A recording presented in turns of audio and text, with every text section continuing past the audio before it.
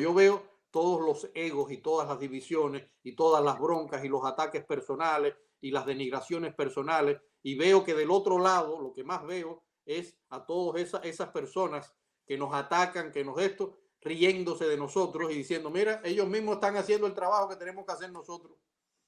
Ellos mismos, mira, ellos mismos. No tenemos nosotros que hacer nada. Ahí están todos los jerarcas de la policía política riéndose de nosotros. Están los Díaz-Canel y toda su gente riéndose de nosotros. Y nosotros degollándonos unos a otros. Bueno, entonces, ¿y cómo nosotros entonces, esa semilla, esa idea que yo tengo, cómo se imbrica en la idea que tiene Yoaxi, en la que tiene Mario Jorge, en la idea que tiene Ferrer, en la idea que tiene Coco, en la idea que tiene Rosa María, en la idea que tiene el otro? ¿Cómo se imbrica esto? Y cómo yo como opositor puedo bajar todas las trampas que yo mismo me he puesto, todas las defensas que yo mismo me he puesto, con un sentido mayor. Y el sentido mayor es: vamos a tumbar la dictadura. No hemos tenido, los que nos hemos opuesto, la suficiente, vamos a decir, cordura de entender que si nosotros queremos luchar por un país democrático, por un país plural, por un país abierto para todos, eso incluye que nosotros tenemos que estar juntos y colaborar con todos. Una de las cosas que yo creo que la seguridad del Estado, la policía política y el gobierno dan brincos de júbilo son por todas las broncas que han existido entre el movimiento opositor. Recordemos eso, eran unos cuantos partidos políticos y muchos más grupos de distintas denominaciones, de todas, porque había hasta grupos cristianos. Y toda esa gente decidió unirse. ¿Por qué? Porque había que echar a Batista y había que buscar un cambio para el país. Primero que te voy a decir es, el muro de Berlín no se cayó por gusto. Y no se cayó como mucha gente piensa, porque alguien lo decidió un día romperlo. No. El muro, y por eso estoy hablando de aprovechar el momento. El muro de Berlín se cayó, fíjense, por un error de un funcionario que tenía que comunicar que se iban a abrir las comunicaciones entre ambos países para que la gente volviera a visitarse días después. Y él sencillamente dijo, en una conferencia dijo, el periodista le pregunta, ¿y cuándo se establecerá eso? Y él dijo, ahora mismo. O sea, yo creo que es momento en que la gente diga, bueno, perfecto, en el país la gente está levantándose, la gente está tomando conciencia. El hambre les está haciendo ver hasta dónde eso que llaman revolución los ha llevado. Bien, perfecto. ¿Y nosotros qué vamos a hacer? Tú que te llamas opositor, ¿qué vas a hacer? Tú que te llamas intelectual, que te llamas artista, que te llamas conciencia de la sociedad, ¿qué vas a hacer? O sea, ese es el llamado que yo estoy tratando de hacer.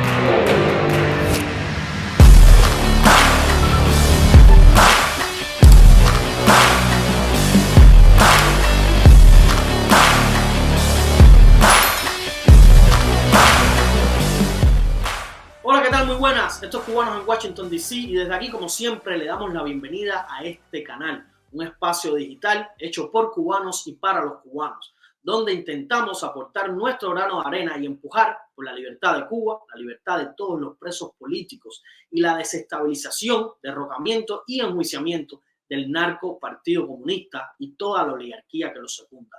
Si es la primera vez que estás viendo alguno de nuestros videos, te invito a que te suscribas, a que le des a la campana para que YouTube te notifique cada vez que subamos contenido a este canal y que nos dejes tu like y tus comentarios.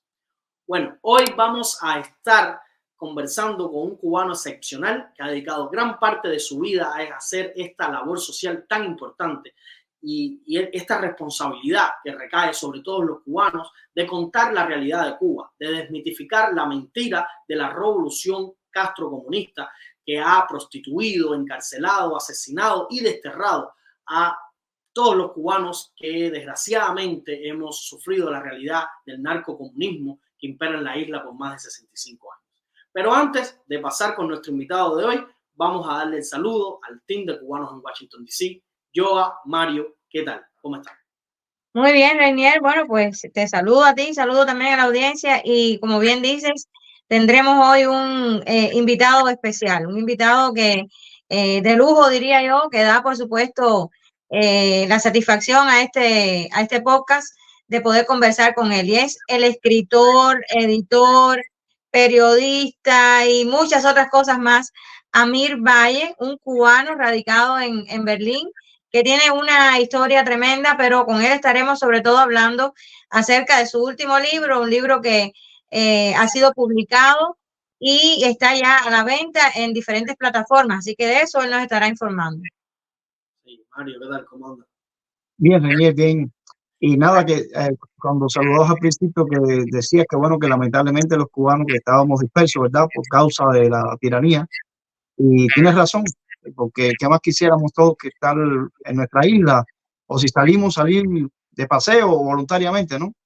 Pero a veces todo tiene sus pros y sus contras. Por ejemplo, yo digo que por esta causa, por esta razón que tú bien dices, ¿no? De la tiranía, pues los cubanos realmente nos hemos dispersado y eso tiene el inconveniente del destierro, pero también tiene la ventaja de que así como el polen, digamos, se esparce y llega a diferentes lugares, pues hay cubanos que llegan a diferentes lugares como el que vamos a entrevistar hoy, Amir, y que yo creo que es muy positivo. Obviamente a mí le encantaría poder estar en su Cuba y poder estar ahí y a todos nosotros, pero me parece súper fundamental que un cubano como Amir esté ahora mismo donde está, porque es un referente de la Deutsche Welle ahí en Alemania. Yo soy fan de Amir, yo cada vez que puedo ver la Deutsche Welle en español veo y me encanta y me emociono y me siento orgulloso de ver cómo lo entrevistan, como es uno de los panelistas y se ha convertido en un referente de lo que se trata de Cuba. Yo creo que es afortunado que Amir esté allí y que pueda representar muy bien a los cubanos y a Cuba en Alemania. Así mismo, sinceramente es todo un privilegio poder estar conversando hoy con Amir Báez, así que yo creo que sin más vamos a pasar con él. Bueno, pues es todo un placer y también es un honor tener con nosotros acá en este episodio de Cubanos en Washington, D.C. al escritor, editor, periodista, de todo un poco, Amir Valle, un cubano que ha logrado llegar hasta la cima. Y lo digo con todo orgullo porque verdaderamente me siento orgullosa de tener no solamente a un amigo con todas estas cualidades intelectuales y con todo este éxito, sino también un hermano en Cristo que ha llegado bien alto y que por supuesto representa a nuestra patria, a Cuba, de la manera más honrosa que uno pueda tener. Y bueno, no sé, seguramente Reinier y Mario pues también te quieren saludar, Amir. Sí, Sí, bueno, Amir, me sumo a todo lo que yo dijo en su saludo y ya le iba a corregir después que dijo hermano en Cristo, ok, pero pues ya le iba a decir, te faltó hombre de fe. No, para nada. Hombre de fe, porque independientemente de todo lo demás, yo te aprecio mucho, te admiro mucho por ser un hombre de fe. Sí, pues, para nosotros es un lujo, Amir, que esté acá en nuestro espacio y estoy seguro que vamos a disfrutar muchísimo esta ronda de preguntas que vamos a estar haciendo con usted y también que vamos a aprender muchísimo acerca de todo lo que usted tiene que opinar para Cuba, ¿no? Y con la realidad que se está viviendo. Gracias por estar acá, ¿verdad? No, gracias a ustedes. Y bueno, después de esa presentación, Joax y Mario y Reinier, si me dejan caer, saben, ¿no? No te vamos a dejar caer. saben lo que no, lo que tengo que decirte primero, Mario y Joaxi, es eso, justo que a donde yo estoy he llegado porque Jesucristo lo ha querido. O sea, eso yo lo digo siempre y lo voy a decir. No creo haber llegado a todo eso que dice Joaxi, pero sí sé que todo lo que sé y lo que tengo y lo que he logrado, lo he logrado gracias a Cristo, que me ha estado ahí empujando, dándome cocotazos, llevándome para un lado y para el otro, o sea, enseñándome en ese camino hacia el Señor, hacia el Padre, que uno trata de hacer lo mejor posible, ¿no? Y la otra cosa que te quería decir, Renier, por favor, cada vez que a mí me dicen usted, yo me siento más viejo que la monja de Tutankamón. Así que vamos. La costumbre, es la costumbre. O sea, lo sé, es una costumbre bastante rara y viniendo de un joven como tú, más rara todavía. Pero de todos modos quiero que lo que conversemos sea, como bien dijo Joaxi y Mario, son amigos, son gente que quiero, que admiro, que estamos en el mismo camino de Cristo y que estamos además en el mismo camino de intentar que aquella pequeña isla que tanto amamos se libere de una buena vez, ¿no? Creo que eso ha sido el centro, por lo menos, de nuestras vidas, en buena parte de nuestras vidas, ¿no? Sí. Me gustaría nada más agregar al saludo inicial, Amir, que me encanta cada vez que te veo participar en la Deutsche Welle en español. Para mí, la Deutsche Welle ya de por sí significaba mucho, porque en Cuba, en los tiempos en que uno únicamente recibía información a través de la onda corta radial, una de las estaciones que yo escuchaba era precisamente la Deutsche Welle en español. Incluso logré escribir a la Deutsche Welle y logré recibir de ellos cartas e incluso un curso de alemán en 4 tomos recibí allá en Cuba, aunque lamentablemente no lo aproveché lo suficiente y allá en Cuba se quedó, ojalá que alguien lo aproveche. Pero la Deutsche Welle por un lado y la revista Deutschland, a mí en Cuba me abrieron muchísimo la mente. Pero entonces ahora ver la Deutsche Welle en español a través del canal de YouTube, pero verte a ti que eres un amigo participando, me llena de orgullo, vaya. Sí. Orgullo total. Total. Amir, yo sé que es imposible prácticamente no saber quién tú eres, pero sabes que siempre hay algún despistado por ahí. Y quisiera ponerte un poquito en contexto para que si hay alguien en nuestra audiencia que no te conozca, pues por supuesto que tenga más o menos una idea de dónde vienes, quién es Amir Valle. Hay una parte de tu historia que a mí me encanta, de que ya me has contado en entrevistas anteriores, y esa parte me encanta no porque sea un momento agradable en tu historia, sino precisamente porque en ti está la muestra más fehaciente de lo cruel que puede ser esa dictadura y de lo que puede hacer con los ciudadanos, ¿no? Y esa parte, pues yo quisiera que tú nos estuvieras hablando hoy de ella. ¿Por qué Amir Valle, este hombre con tanto talento, periodista, como decíamos ahorita, escritor, editor, tantas cosas juntas, ¿no? ¿Por qué tuvo que irse de su país? ¿Por qué ser un exiliado ahora mismo en Alemania y no estar dando todos esos frutos desde la patria que lo vio nacer y que lo vio crecer? Aunque es muy importante que tengamos a un hombre ahí en la Deutsche Welle. Es muy importante, por supuesto, pero hay una razón por la que estás ahí como exiliado, y yo diría que más que exiliado, bueno, tú hablarás sobre eso, ¿no? Mira, lo primero que tengo que decirte es que tiene que saber todo el mundo. O sea, tú dices, yo soy uno de los... Es decir, cuando a mí me desterraron, es decir, que me impidieron regresar a Cuba en el 2005, una de las cosas que yo descubrí fue, empecé a recibir cartas de cubanos de casi todo el mundo, mensajes, o sea, notas que me pasaban por las redes sociales, en las que me contaban historias muy parecidas a las mías, y eso de algún modo un poco que me tranquilizó, ¿no? ¿Por qué? Porque yo dije, bueno, sí, siempre es bueno ser parte de una crueldad mayor que el ensañamiento privado, ¿no? Siempre en ese sentido yo, por ejemplo, recordé mucho las cartas de Pablo, del apóstol Pablo, donde él hablaba siempre de de ese dolor que él sentía y de cómo uno se levantaba con los hermanos. Ya, cómo los hermanos, las iglesias podían servir, podían levantarse. Y en ese momento que yo estaba, no tenía la posibilidad de acercarme, digamos, cristianamente a una iglesia, porque había acabado de llegar a este país, fue muy importante tener ese apoyo. ¿Por qué me fueron de Cuba? Porque yo siempre digo que yo no soy un exiliado, yo soy un desterrado, literalmente.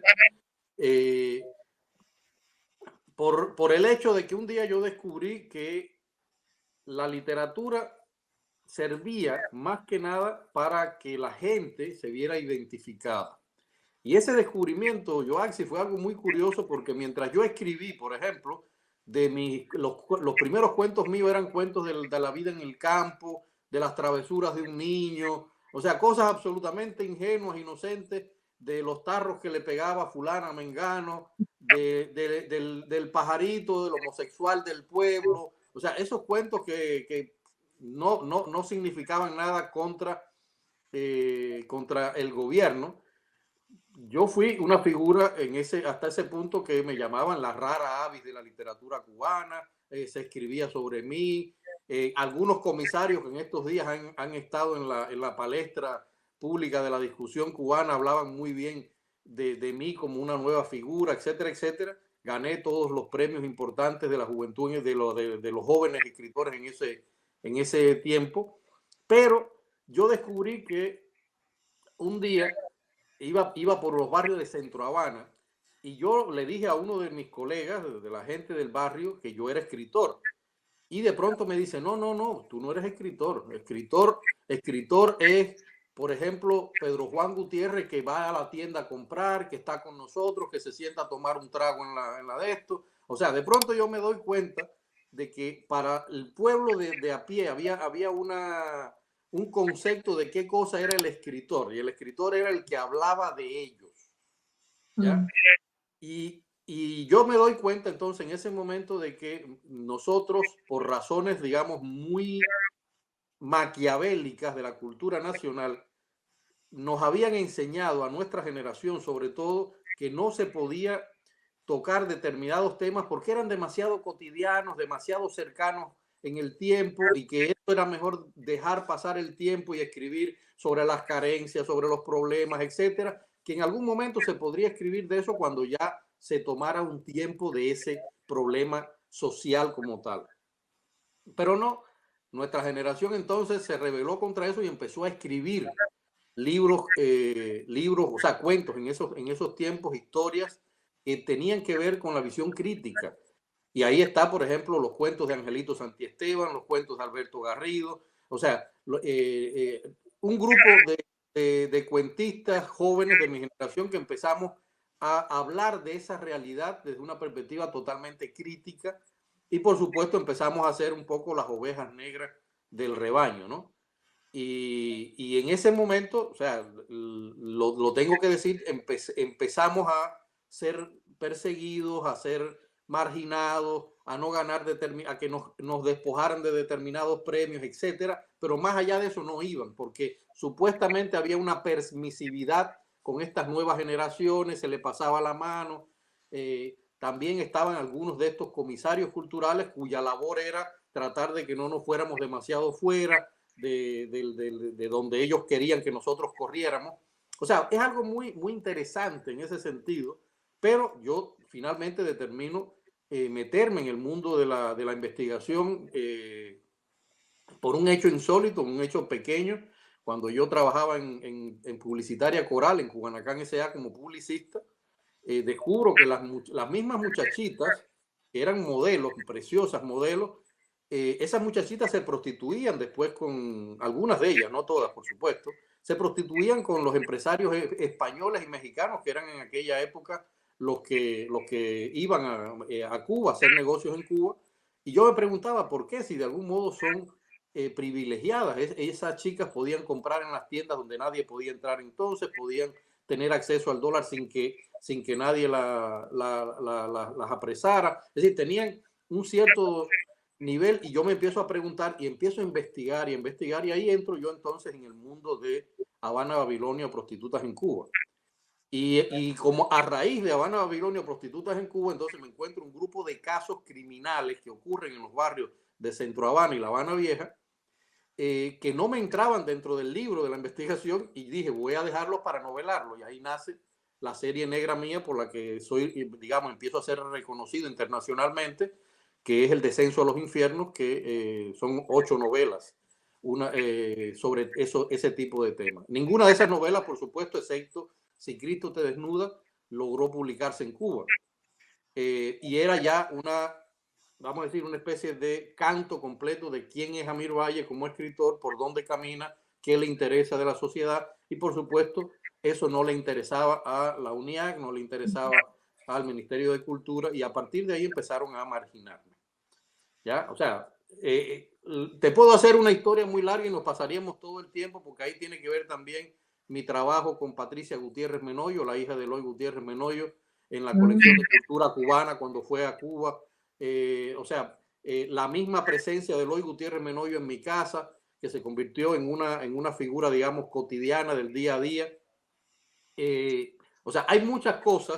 Mis entrevistas en España, o sea, mi novela, la primera novela de la serie, fue seleccionada como una de las novelas más impactantes publicada en la lengua española en el 2001, y a partir de ese año a mí me invitaban todos los años a España a eventos, a presentar mis libros que empezaron a publicarse allá, y entonces me entrevistaban y yo no me callaba, o sea, yo no tenía límites, no tenía frenos, y realmente digo, yo lo estaba haciendo no porque era más valiente, sino porque yo ya había dicho que no me iban a callar, que ya me habían intentado callar en Cuba, me habían marginado en Cuba. Cierto ministro, de cuyo nombre yo no quiero ni mencionar, había establecido una resolución para impedir que mi nombre, junto con el de otros 2 o 3 escritores, se pronunciara, se les invitara, o sea, una resolución ministerial con tal. Y entonces todas esas cosas me fueron como que marginando, hasta que yo les lancé, Joaxi, la culpa yo muchas veces pienso que la culpa es mía, porque yo le lancé el reto en una asamblea de escritores en La Habana, al fallecido, al difunto Iroel Sánchez, que me acusó de muchas cosas. Yo le dije que no, y él me dice, ¿y por qué si no estás contento con lo que se vive en este país, por qué no te vas? Y yo le dije, no, los que se tienen que ir son ustedes, que son los que han echado a perder este país. La única forma en la que yo me voy de este país es que ustedes me monten en un avión y me saquen de este país. Y me tomaron la palabra, o sea, sencillamente al año siguiente, cuando viajé a España en el 2005 a presentar la 5ª novela de la serie El descenso a los infiernos, me impidieron regresar al país cuando me tocó regresar. Y desde entonces hasta hoy estoy en esa famosa lista negra de cubanos que, dicen ellos, perdieron su derecho a ingresar al país. O sea, esa es toda la historia, así, muy apretada, ¿no? A grandes rasgos. Sí, precisamente yo te iba a preguntar, Amir, por esa primera, o sea, por la novela bestseller, mediante la cual te conoció media Cuba, por no decir toda Cuba. Fue la primera vez que yo escuché hablar de ti. Todo el mundo se pasaba el libro por correo electrónico, ¿no? Dinos algo acerca de esa novela, porque es imposible hablar con Amir Valle sin preguntarle por esa novela. Y por cierto, alguna gente piensa que son 2 novelas diferentes porque salió con 2 títulos, primero con uno, después con otro. Si nos puedes hablar de esto. Sí, mira, primero me gusta que digas una novela, porque realmente yo todavía no logro identificar a qué género pertenece eso. O sea, el libro está basado, en el libro yo me violé todos los géneros habidos y por haber, y está basado en entrevistas, en investigaciones, en las historias de las prostitutas, los proxenetas, la gente que trabajaba alrededor del mundo del turismo en Cuba. Te digo, fueron 5 años de investigación en los cuales yo fui recogiendo poco a poco las cosas hasta que salió ese libro, que se puede leer como una novela, y mucha gente me ha dicho, ¿por qué lo convertiste así? Le digo, yo porque lo que quería era que se leyera, a mí no me importaba el género, nada, quería que se leyera, que se viera el fenómeno de la forma más amplia posible, ¿ya? Ahora, ¿qué sucede? Que cuando ese libro sale justamente ese fenómeno, es decir, por un escándalo que hay en Casa de las Américas, yo mando el libro a Casa de las Américas, voy a decir que, para no ofender a algunos amigos, supuestamente yo me gané el premio Supuestamente me despojaron del premio por razones que en el libro estaba, el premio lo dejaron desierto después de yo haberme ganado el premio. Lo único cierto fue que cuando yo fui a recoger las 3 copias que había dado, me devolvieron una sola. Y entonces, las otras 2, ya tú sabes, ustedes lo saben, como uno se divierte, ¿no? Imaginando cómo sufren los que nos persiguen, ¿no? Que es como una especie vamos a decir, de forma de desquitarse uno, ¿no? Y yo decía, bueno, ¿cuál será la cara de la gente de la policía política que se está leyendo este libro? ¿No? O sea, esa era mi de esto. Y por supuesto, otra copia, evidentemente, alguien, nunca supe quién fue, hurtó esas 2 copias de ahí de la Casa de las Américas y a mí me devolvieron una sola copia. Y entonces la fotocopiaron y la pusieron justamente era como una especie de CD o de circulación interna en la que estaban las obras prohibidas por la Revolución Cubana. Ahí estaba La hora final de Fidel Castro de Andrés Oppenheimer, el capítulo 8 de Lezama, Antes que anochezca de Reinaldo Arenas y Habana, Babilonia. ¿Ya? Y entonces, por supuesto, cuando eso sucede, y por eso te estoy haciendo este cuento, cuando eso sucede es muy curioso porque a mí me llama desde Alemania mi agente literaria, en aquel entonces era alemana, y me llama desde Alemania para echarme una carajera enorme, porque supuestamente yo había puesto el libro en internet y el libro estaba circulando por toda Cuba. Y entonces, y si tenemos un contrato ya casi firmado con Planeta, ¿cómo tú vas a...? Yo soy inocente, no he puesto en lo absoluto ese libro en ningún lado, alguien lo puso. Y entonces lanzamos una demanda internacional para tratar de cazar a la persona que había puesto el libro. No lo logramos nunca.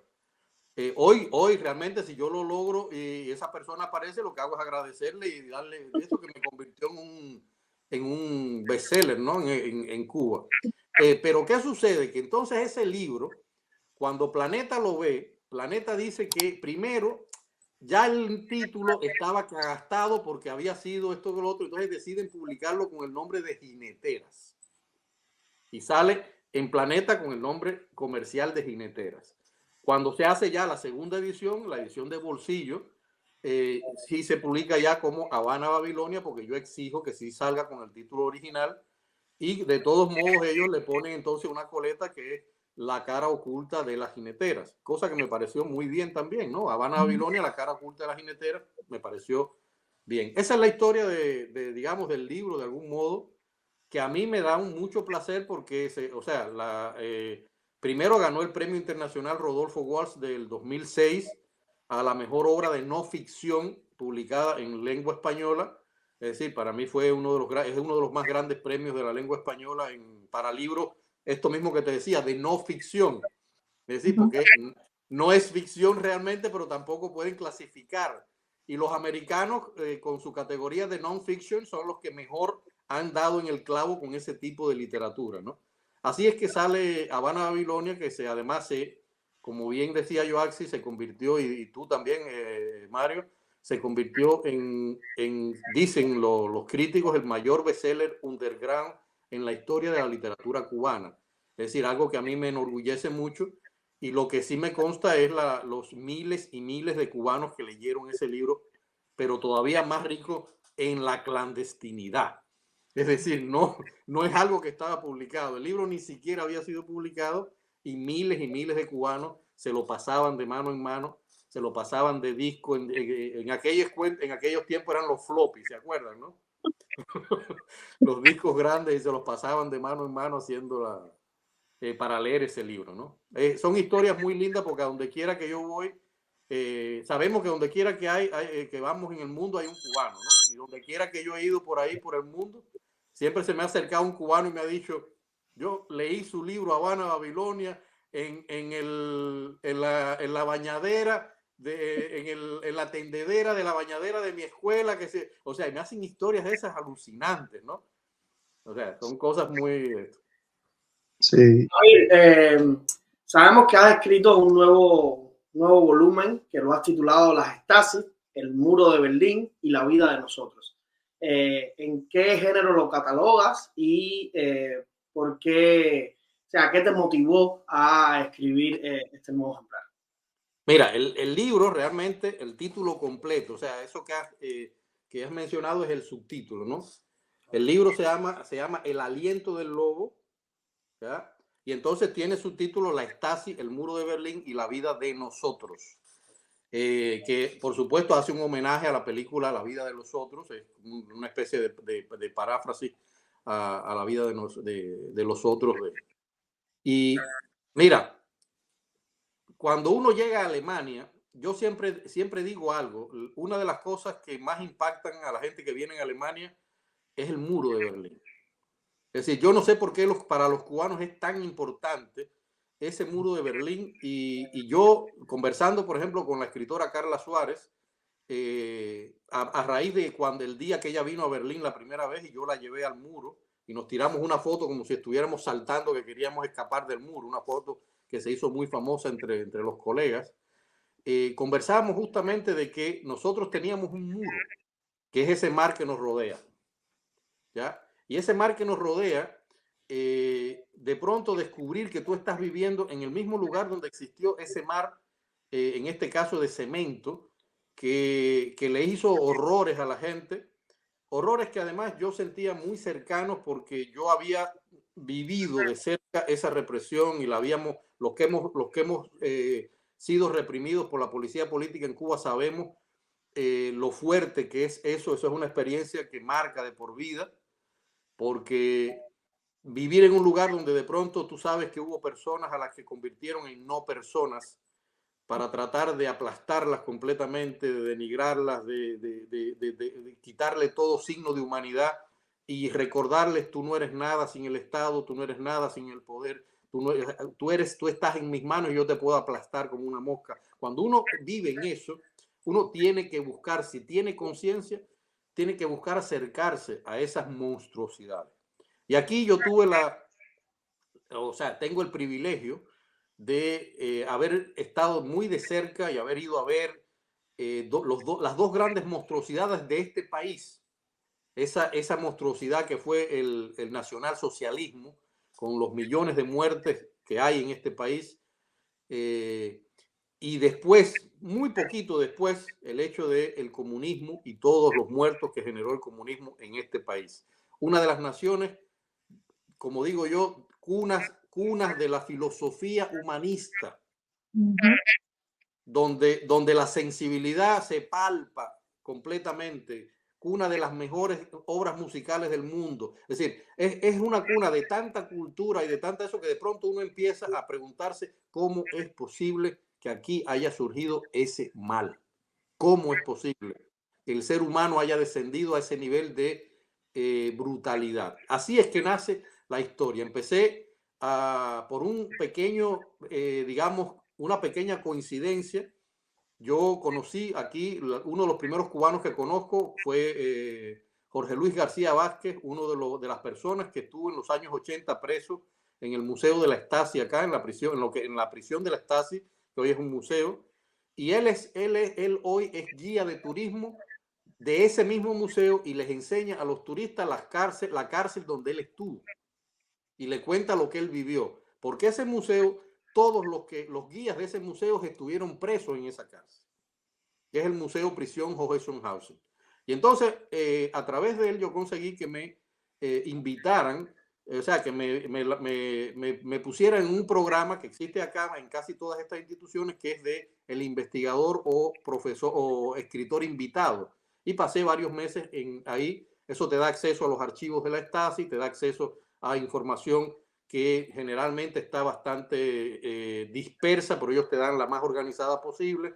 Y ahí yo empecé a ver cosas horrendas que yo dije, esto tengo que contarlo de algún modo. Tengo que contarlo de algún modo. Pero ¿qué sucedió? Que la vida te va obligando porque, como uno dice, normal, o sea, como decía Martí, lo dije hace poco, ganado tengo el pan, hágase el verso. Es decir, primero había que ganarse el pan en este país para después hacer todo lo demás, de escribir, etcétera, etcétera.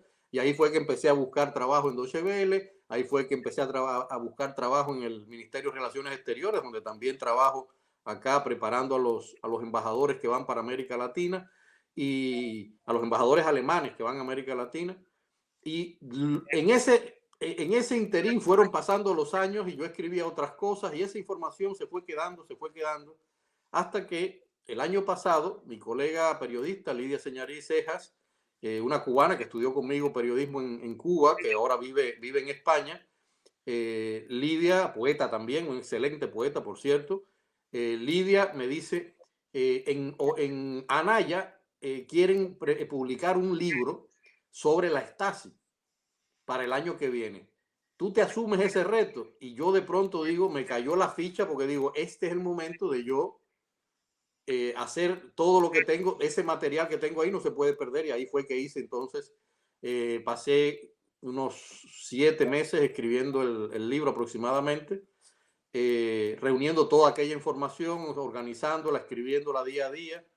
Me fui de vacaciones para escribir el libro, o sea, también me pasé mucho tiempo escribiendo el libro en vacaciones y así salió El aliento del lobo, ¿no? Que sale de una frase de Markus Wolf. Markus Wolf fue el cerebro de la Stasi, pero a nivel internacional, es decir, era el que tenía que ver con todo lo que es contraespionaje y espionaje internacional de la Stasi, ¿no? Y era todo un lord acá en Alemania, y por supuesto tenía aquello de que, bueno, el aliento del lobo, ¿por qué se llama así? Porque él decía que la tesis o sea, que los servicios de la policía alemana eran tan buenos porque hacían como el lobo, que cuando tú sientes el aliento es que ya te va a morder. Si no, no lo sientes. No, así nace. Entre las tantas cunas, Alemania también es la cuna de la Reforma Protestante, Martín Lutero. Así que realmente sí, tremendo. Me gustaría saber, en todo ese análisis que tú has hecho sobre la Stasi alemana, ¿qué semejanzas encuentras tú entre ese cuerpo secreto con la seguridad del Estado cubano? Mira, yo no diría que es semejanza, yo diría que estamos hablando del hijo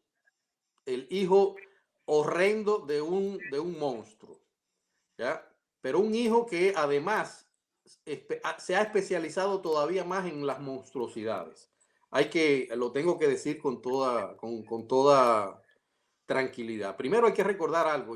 A inicios de los años 60, cuando empezaron los vínculos de Cuba con Rusia, una de las tareas fundamentales que tuvo Rusia fue básicamente decirle a la Stasi que tenía que acercarse a la seguridad del Estado cubana y adoctrinar a la seguridad del Estado cubana. Fue un proceso que se produjo inicialmente de un modo de desconfianza. ¿Por qué? Porque ellos no creían realmente que en una islita perdida por allá unos inditos fueran a tener el nivel de sofisticación suficiente como para establecer algo parecido a lo que establecieron la KGB rusa y la Stasi alemana. Y entonces ese proceso de desconfianza inicial fue mediante asesores, una formación completa de todas las cosas. O sea, fue realmente, yo te paso el batón y estos son todas las cosas que tú tienes que hacer si quieres mantener controlada a tu gente, si quieres reprimir con efectividad a la gente. Hay que recordar algo, la Stasi está considerado y el jefe de la Stasi, Erich Mielke, se vanagloriaba de que era el organismo de inteligencia más perfecto del mundo en el control a la población. Es decir, ellos se jactaban de eso. Y eso se lo transmitieron a los cubanos, ¿no? A los cubanos. ¿Por qué te digo eso? ¿Por qué digo que los cubanos es el hijo malo que llevó todavía mucho más malo las monstruosidades de este monstruo, para decirlo de una forma bastante fuerte?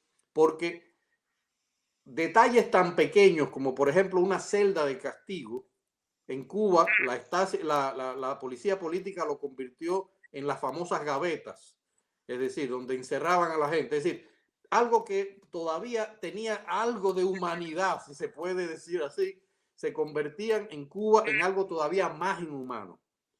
Y el nivel de control es todavía más específico y más cerrado. ¿Por qué razón? Porque la seguridad del Estado descubrió que lo que para la Alemania democrática era el muro por el cual la gente se podía salir, escapar, mucha gente escapó, mucha gente murió en el intento. En Cuba eso no existía. Entonces tenían un control casi absoluto, porque la única forma de salir de Cuba, ustedes se acuerdan, era por Balsa o por el aeropuerto internacional. No había otra. Ya no era el caso de la Alemania, que tenía todas las grietas de ese muro de Berlín, pero además tenía toda la frontera con el resto de los países de la RFA, o sea, la frontera que iba entre la RDA y la RFA, que era una frontera de 11.000 kilómetros, era muy grande frontera. Entonces, eso no existía en Cuba. La seguridad del Estado entonces decidió todavía más controlar ese fenómeno y se ha especializado. No son semejanzas, son sencillamente calcos absolutos de la maldad, sofisticados todavía más para controlar a una población cautiva, absolutamente cautiva. Sí. Mira, ahorita cuando mencionaste que trabajaste con Patricia, la hija de Eloy Gutiérrez Menoyo, me despertaste muchas cosas, porque para mí la persona de Eloy Gutiérrez Menoyo siempre fue un gran atractivo. Yo incluso me leí el libro que publicaron en Cuba, Nunca fui un traidor. Y yo, cada vez que escuchaba algo sobre Eloy Gutiérrez Menoyo, enseguida buscaba información, lo anotaba. Fue uno de esos personajes cuya vida para mí me parece una vida de novela, ¿no? Y me encanta que hayas estado cerca de él. No olvidaré cuando él muere en La Habana. Yo me enteré por Orlando Luis Pardo Lazo, que me envió un SMS a mi celular, y Orlando Luis contaba lo solo que estaba para ser todo un héroe bíblico allí en Calzada y Cá, en la funeraria, ¿no? Alguien trascendente, sin embargo, en total anonimato.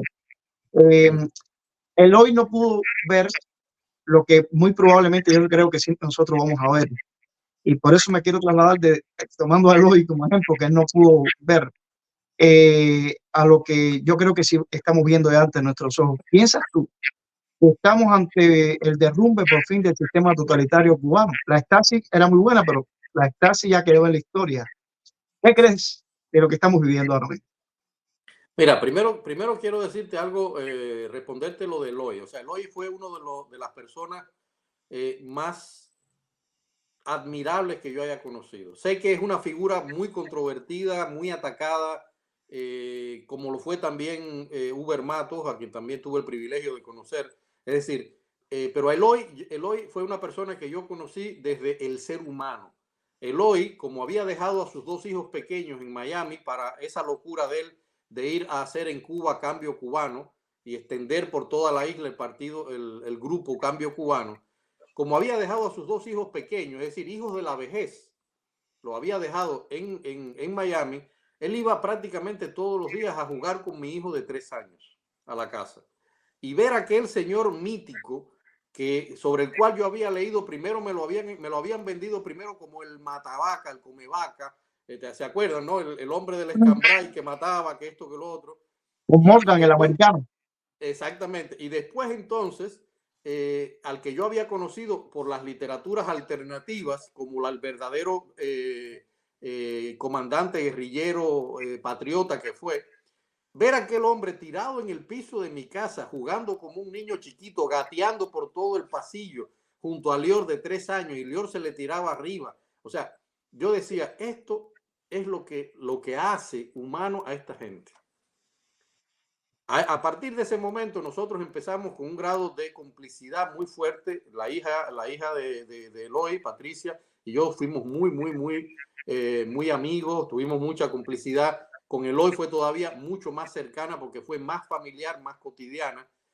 Y tuve la posibilidad de preguntarle muchas cosas que algún día escribiré, por supuesto, y de conocer otras cosas en relación con esta generación y de explicarme cómo funciona esta generación, que por esa razón es que todavía siguen el poder, ¿no? Por esa razón es que han tenido. Y esas preguntas para mí fueron muy fundamentales. Ahora, respondiéndote a lo que te digo, mira, Yo tengo la esperanza, lo digo con toda tranquilidad, de que nuestro pueblo despierte de una buena vez. El problema es que no podemos olvidar algo, y es el hecho de que estamos hablando de generaciones de cubanos que fueron aplastadas por la propaganda política y se le fue inyectando en la sangre una inopia política y un descreimiento absoluto del poder de la política, pero sobre todas las cosas, un descreimiento absoluto del poder del individuo dentro de una sociedad. O sea, y eso, despertar eso no es fácil. Por eso a veces muchas veces no le digo a la gente, bueno, sí, hay que pedirles que salgan, que levanten las voces, pero hay que saber hacerlo. Eso no se puede hacer no, sale para la calle. No, eso no es así. ¿Por qué? Porque hay que entender también que son personas que han sido víctimas, han crecido y no conocen otro tipo de cosas. Es decir, sencillamente cuando a mí me preguntan hoy qué ha pasado, yo miro y digo a la gente, fíjense, la mayoría de la gente salió a pedir comida, corriente eléctrica y agua. Es decir, un pueblo que salga a pedir comida, corriente eléctrica y agua, a ese pueblo tú le das comida, corriente eléctrica y agua y las aguas se aplacan. Las aguas se aplacan, se va todo. ¿Por qué? Porque la gente ha perdido la conciencia de que si no tiene, o sea, ha perdido la capacidad de entender que si no tiene comida, si no tiene corriente y no tiene agua, es porque el gobierno no lo ha hecho bien, punto. Y ese gobierno hay que sacarlo. Pero como también está el otro lado, que es el hecho de que somos parásitos y nos criamos como parásitos. Es decir, papá Estado nos daba todo y nos hemos acostumbrado durante generaciones enteras a recibir todo de boca del Estado. Eso hace lamentablemente que muchos cubanos también salen al exilio y creen que tienen derecho a recibir todas las cosas porque sí, y punto. No, tú tienes que salir y tienes que salir a luchar la vida. Tienes que salir a trabajar, tienes que salir a sudar, tienes que salir a labrarte tu propio camino. O sea, ese concepto cuesta mucho trabajo. Por esa razón yo soy un poco más, vamos a decir, cauto al decir sencillamente, mucha gente dice, sí, es el despertar. Yo pienso también que es el despertar. ¿Por qué? Porque la gente está hablando, la gente está gritando y eso no pasaba. Y los que vivimos en Cuba años atrás sabemos el cambio que significó eso. ¿Ya? El cambio que significó eso. Yo quiero recordar algo, Mario, que por ejemplo, yo siempre lo he señalado. Cuando Obama fue a Cuba, con todas las cosas, lo errado de su política, Obama logró un pequeño detalle, que fue el hecho de que Obama, delante de Raúl Castro y los demás, le dijo al pueblo, nosotros no somos el enemigo. Y ese pequeño detalle fue como un chip en la cabeza del cubano. ¿Por qué? Porque yo crecí durante casi 35 años esperando una invasión que yo realmente creía que era posible. Porque en aquella época no es como hoy, que hoy tú buscas y te das cuenta de muchas cosas. En aquella época, ustedes se acuerdan, quizás ustedes eran más jóvenes que yo, no había otra información. Era la que el gobierno te daba. Punto. Por esa razón, por ejemplo, cuando pasó la perestroika en Rusia y todo lo demás, por esa razón fue en Cuba el cambio social fue tan grande porque todas aquellas publicaciones de la Glasnost, de la perestroika que entraron a Cuba porque había canales para que entrara esa de esto y ellos no lograron darse cuenta de que eso había que evitarlo. Cuando eso entró a Cuba provocó en la mente de las personas un cambio también. Sí. Y esos han sido pequeños cambios en la conciencia del pensamiento del cubano. Por eso siempre yo insisto en que esa población lo que va a buscar siempre es la supervivencia. Y si tú le garantizas la supervivencia, esa población se va a aplacar. Esa es la estrategia del Estado cubano. La estrategia del Estado cubano es mandarle esa rastra que le mandó a los santiagueros que se la sacaron a Cienfuegos. Ahora van a llevar desde Cienfuegos a la gente que en Cienfuegos salga a la calle. Si sale a la calle, le van a llevar una rastra desde otra provincia y van a ir tapando huecos, porque esa es la estrategia. No tienen otra, ganar tiempo e ir haciendo poniendo parches en todos los lugares. Ya, ahora, ¿qué sucede? La parte interesante del asunto es que yo lo he hecho ese llamado por una parte. Por un lado, estoy pidiéndole a los intelectuales, escritores, artistas, que por una vez en la vida se pongan al lado del pueblo y levanten la voz y por lo menos hablen lo que piensan. Nadie le pide que salgan a la calle ni que hagan un esto. No, no. Ahí está ese manifiesto, por ejemplo, que hizo Luis Alberto García, que a mí me encantó.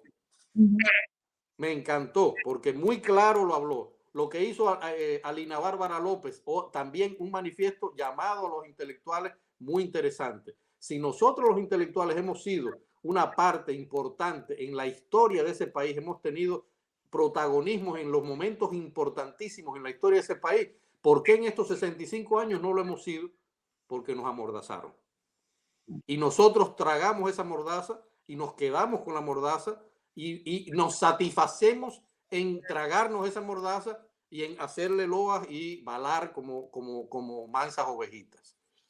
Ya por conveniencia, por oportunismo, etcétera. Esa es una. La otra parte, y es la otra parte que yo siempre hago de lo que está pasando en Cuba, y discúlpenme que me alargue tanto, es el hecho de que yo creo que lo que pasó el 11 de julio y lo que pasó ahora está demostrando que la oposición cubana tiene que organizarse y canalizar, tratar de prepararse para algo que está surgiendo.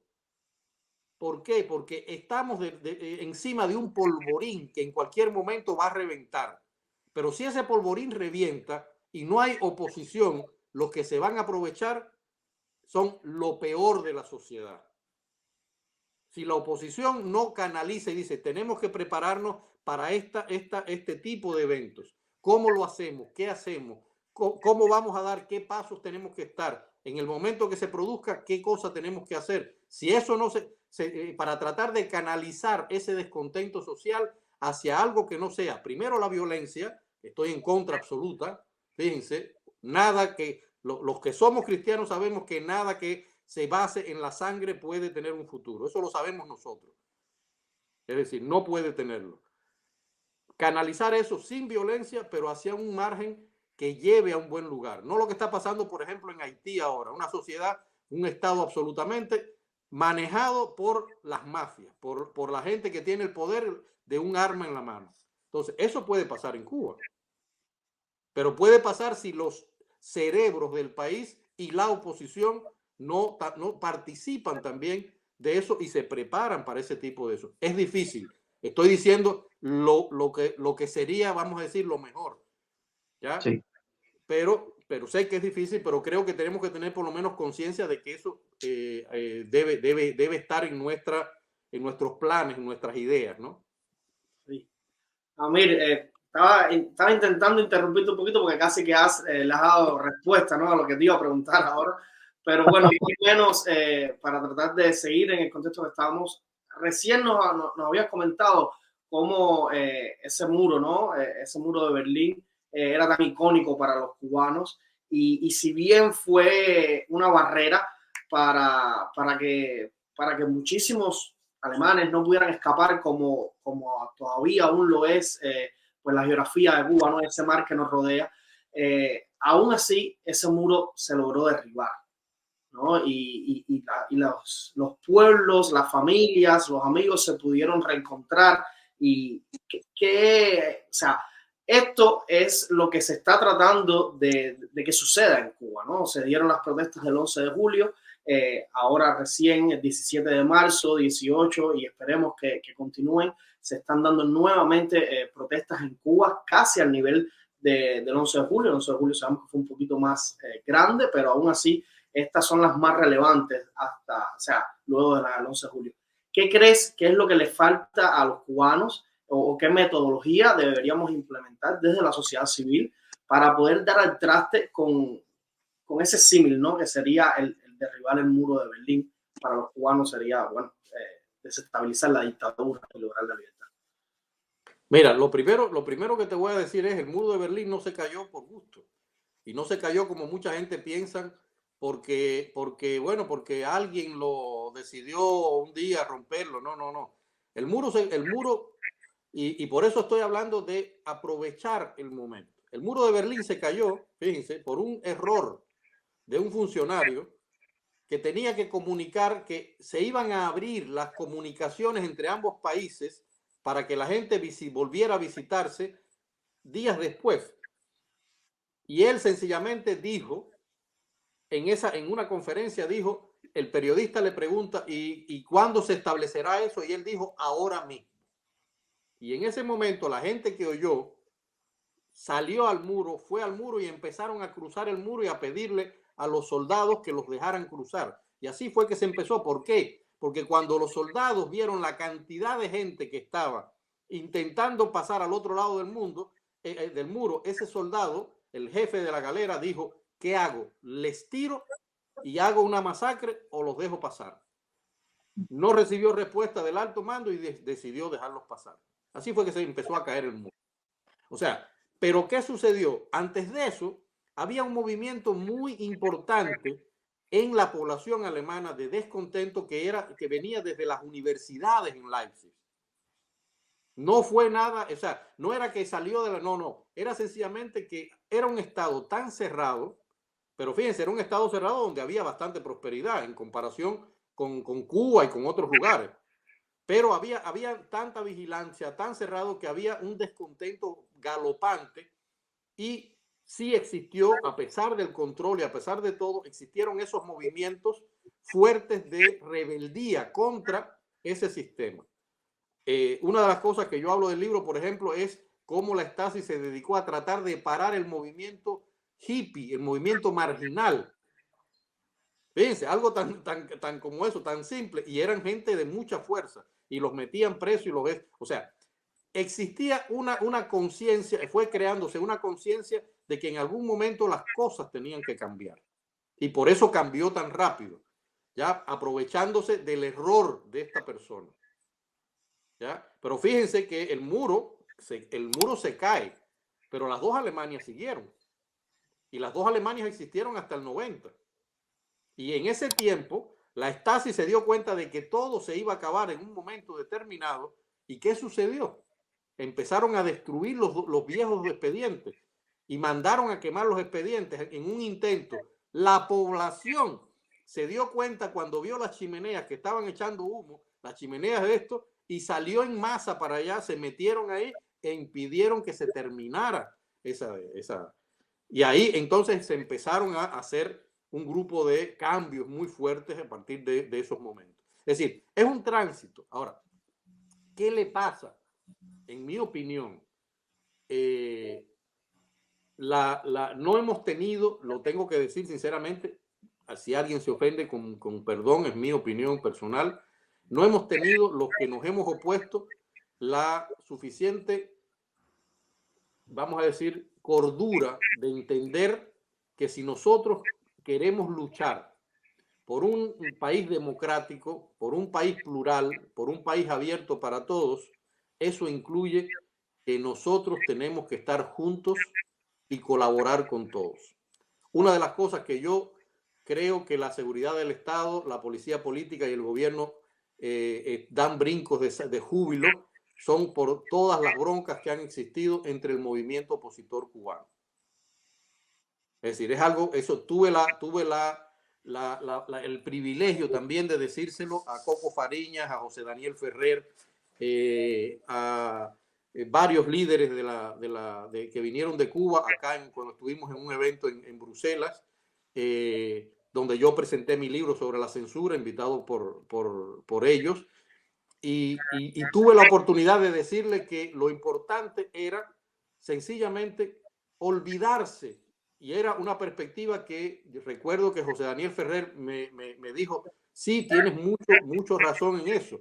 Y nosotros estamos trabajando en ese sentido en algunas cosas. Había que olvidarse del gobierno.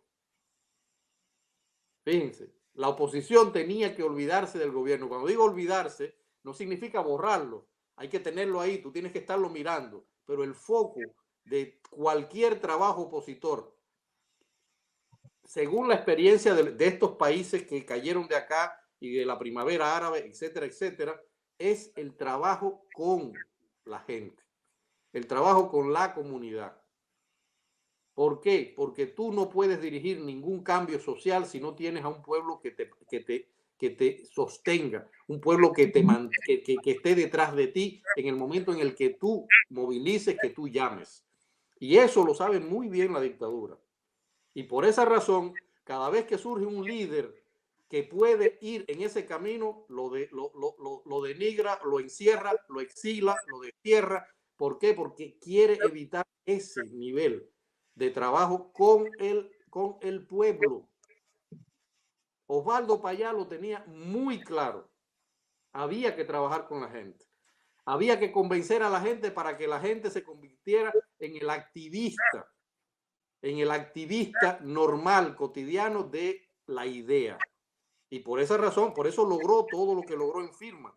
Y por eso logró la extensión del movimiento cristiano de liberación. Creo, no sé si ustedes estarán de acuerdo conmigo, Joaxi, que la experiencia cristiana del proselitismo le debió servir mucho en esa idea de esto es lo mismo que hay que hacer con la política.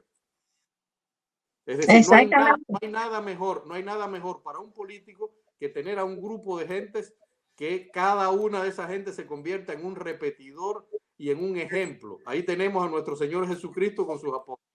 Punto. ¿Ya? Totalmente de acuerdo, Amir. De hecho, te voy a decir, ese es uno de los llamados más recurrentes de nuestro podcast a los cubanos, a nuestra audiencia. Definitivamente, si no nos acabamos de juntar, porque tú sabes, a la gente le tiene un poco de miedo a la palabra unirse. No sé cuál es el terror que le tienen, pero si no nos acabamos de juntar, como decía también allí en la iglesia primitiva, la Biblia dice que estaban todos unánimes juntos y entonces era que lograban el éxito precisamente en la predicación.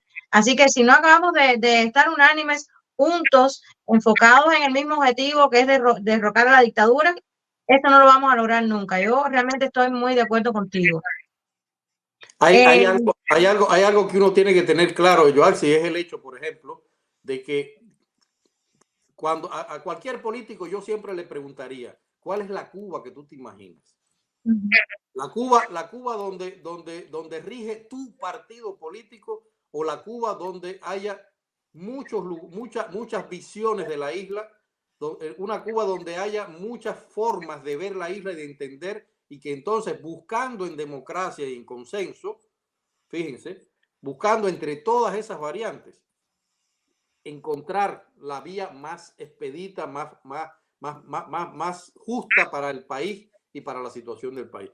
O sea, cuando tú te haces esa pregunta, lo primero que tú tienes que decir, a mí no me interesa que fulano me caiga mal, o que su proyecto no me interese, o que no me parezca esto. Lo primero que yo digo siempre, cuando alguien, y es una de las cosas que más detesto, cuando alguien ataca personalmente a un opositor que ha luchado por Cuba, que le ha hecho daño a la dictadura, nosotros nos estamos clavando una espada nosotros mismos. Los ataques personales hay que eliminarlos absolutamente.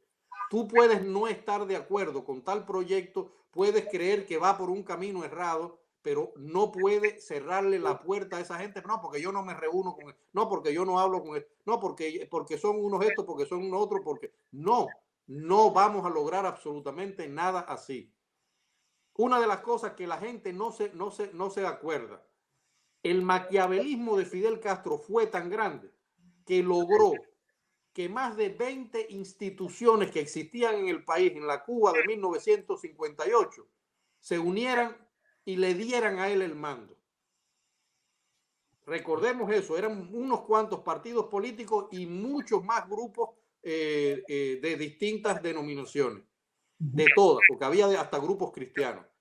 Y toda esa gente decidió unirse. ¿Por qué? Porque había que echar a Batista y había que buscar un cambio para el país. Y el maquiavélico de Fidel Castro les dijo, después que terminemos vamos a hacer elecciones. Y cuando llegó al poder dijo, ¿elecciones para qué? Pero la idea era, ahí está la efectividad de lo que es unirse. Yo no le tengo miedo a la palabra unirse, porque yo respeto a toda la persona que se oponga. Incluso, fíjense, una de las enseñanzas de vivir en este país es que en este país, ahí están los comunistas. Es decir, los que reprimieron en este país, ahí están, tienen derecho a existir. Ah, ¿qué pasó? Que los que cometieron crímenes, los que cometieron violaciones, esos fueron procesados. Pero los que no, aunque tengan su credo y sigan defendiendo aquello, y siguen defendiendo a Cuba, señores. Dilinque, que es el partido de la izquierda acá, cuando tú oyes los discursos, para ellos Cuba es el paraíso en el mundo. Así mismo como estamos viviendo hoy. Ya, Sobre eso yo quería, pero la democracia implica eso. Implica también el peligro, por ejemplo, de que tengamos ahora en varias provincias del país, en 3 provincias del país, gobiernos de la extrema derecha que es casi hitleriana. Es decir, esos son riesgos de la democracia, pero hay que aprender a vivir con eso. Y eso significa un espectro. Cuando digo la izquierda y la derecha, que para mí es la misma cosa, pero bueno, lo sabemos, es algo, todos los extremos se tocan. Cuando digo eso, lo que quiero decir es, hay un espectro que nosotros tenemos que considerar. Eso es lo que queremos para el país, que haga ya ese espectro en el que haya gente de extrema derecha, bien, gente de extrema izquierda, bien, gente de centro, o sea, que haya de todo y que entre todos busquemos una de esos. Y por esa razón me parece totalmente hoy, en este sentido, me parece totalmente ineficaz, absoluto, que estemos divididos ante alguien que sí está unido, porque están unidos en el poder y tienen todo el poder para ellos. Entonces, si nosotros vamos a estar tirándole piedrecita, ya tirándole piedrecita por aquí y tirando piedrecita por acá, no, porque yo voy a tirar la mejor piedra y el otro va a tirar la piedra, no vamos a lograr nada y vamos a tener 40 años más de dictadura. Ya vamos a llegar a los 100 años de dictadura con la esperanza de que no hay mal que dure 100 años ni cuerpo que lo resista, ¿no? O sea, así mismo es, Amir, y tienes mucha razón. Ellos están cada día más unidos y no solamente entre ellos, sino que hacen alianzas con otros regímenes, con otras dictaduras y están muy bien alineados. En eso tú estás totalmente claro. Yo quería preguntarte precisamente, Amir, porque, por ejemplo, acá en los Estados Unidos, nosotros podemos observar que muchas veces las personas comunes y corrientes tienen muy poco conocimiento de Cuba, a pesar de que Cuba está a solamente 90 millas de acá, o por lo menos del sur de este país. Mucha gente, tú les hablas de Cuba y no saben, no saben de qué le estás hablando. ¿Qué pasa en Alemania? Pasa un fenómeno similar. Los alemanes saben de Cuba. ¿Qué hablan de Cuba? Bueno, te voy a hacer una anécdota para que te rías. Cuando yo llegué aquí, que me empezaron a entrevistar, los periodistas no creían que yo era cubano. ¿Por qué? Porque yo no era negro. O sea, es así de simple. ¿Por qué razón? Porque durante mucho tiempo los documentalistas alemanes, los cineastas iban a Cuba y hacían reportajes, videos, documentales, hasta películas, solamente concentrados en los barrios donde la población negra es mayoría. Entonces lo que salía en los medios aquí era básicamente la población negra, ¿no? O sea, y era muy curioso porque yo le digo, no, es que yo soy cubano, pero si en Cuba no hay blanco, no, sí hay blanco. En Cuba sí hay blanco, o sea, la población negra es minoritaria, no es mayoritaria. Entonces, o sea, para que tengas una idea de por dónde van los truenos, ¿no? Por el otro lado está el hecho de que una gran parte de la Alemania democrática, es decir, la Alemania comunista, vio en Cuba algo que ellos no habían tenido aquí. Es decir, hay que recordar que en la RDA se impuso el socialismo y una gran parte de la población vio la imposición del socialismo como algo que lo estaba coartando completamente, que le estaba amarrando sus manos. Cuando sale la Revolución Cubana, ellos por empatía con otra, vamos a decir, con otra revolución, se dieron cuenta de que los cubanos habían hecho una revolución autóctona y que nadie les había impuesto nada, etcétera, etcétera. Y eso empezó a crear una nostalgia hacia Cuba y hacia lo que proponía la Revolución Cubana bastante fuerte. Y en la Alemania federal, los movimientos de extrema izquierda, fíjate, y los movimientos de izquierda, que eran muy grandes y muy fuertes, sobre todo en las universidades y la intelectualidad, estaban absolutamente obnubilados con lo que significaba o podía significar la Revolución Cubana. Eso fue marcando generaciones a generaciones hasta la actualidad. ¿Qué es lo que sucede? Que el alemán, por un lado, es muy soñador en ese sentido de que le gusta mirar adelante y planificar y hacerlo todo muy planificado exactamente, pero también es muy pragmático para muchas cosas. Y la realidad de Cuba ha sido tan, la realidad del desastre de esa cosa que llaman revolución ha sido tan claro que para ellos, sencillamente, para una gran parte de la población, ya ese mito, esa nostalgia se ha pasado. Pero aquí pervive, lo tengo que decir, pervive una visión muy nostálgica todavía, porque la intelectualidad, el sector universitario, como lo es prácticamente en todo el mundo, es un sector de izquierda y es un sector que curiosamente defiende a ultranza lo que significó la Revolución Cubana. ¿Se entiende? Es decir, tú aquí, por ejemplo, yo he tenido muchas discusiones durante muchos años con varios colegas que son amigos, con los que como, comparto, etcétera. No son personas que son enemigos para nada. Es lo bueno de tener democracia. Que cuando hablamos del tema, sencillamente ellos me dicen, le digo, pero bueno, imagínense, al inicio de la revolución se fusilaron, hubo 20.000 fusilamientos. Y la respuesta automática de ellos es: toda revolución tiene que defenderse, eso es normal, son cosas de la historia. Es decir, para que entiendan por dónde va el discurso, ¿no? Y eso es lo que hay. Por otro lado, y sí lo tengo que decir, Joaxi, el hecho de que aquí la prensa, sobre todo la prensa, es muy variada. Hay mucha prensa, como pasa en casi todos los países capitalistas. Como la prensa es tan variada, sí existe un conocimiento un poco mayor de Cuba, en el sentido de lo que está pasando en Cuba. Es decir, más allá de que, por ejemplo, yo he viajado a muchos lugares del mundo donde cuando yo digo Cuba me dicen, Fidel, Che Guevara, y punto, de ahí no lo sacan. Ya, Fidel y Che Guevara, ya más nada.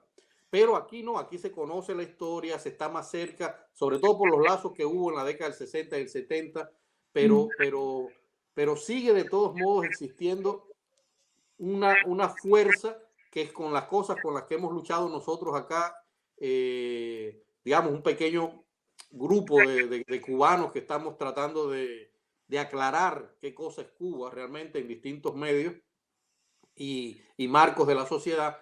Es una de las luchas nuestras, ¿no? Tratar de romper esa nostalgia y esa mirada nostálgica que estamos haciendo. Y la estrategia fue muy simple. La estrategia que optamos con algunos de los grupos fue, yo les dije, señores, nosotros no tenemos que pararnos delante de la embajada a dar gritos.